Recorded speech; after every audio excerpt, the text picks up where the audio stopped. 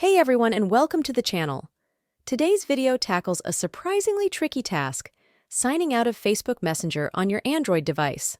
So let's start. Open the Facebook application on your device. Then, on the home page in the upper right corner of the screen, click on the three lines. By opening a new page, scroll down to the Settings and Privacy option and click on it. Then click on the Settings option in the drop-down menu. When a new page opens, click on the Target field, where a new page will open where you will look for the password and security option and click on it.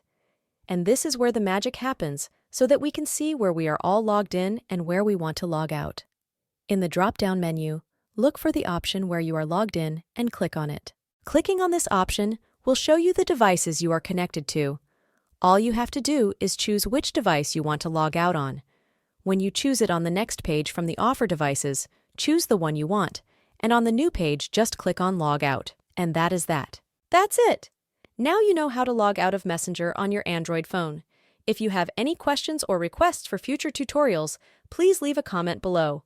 Don't forget to like this video and subscribe for more tech hacks and tricks.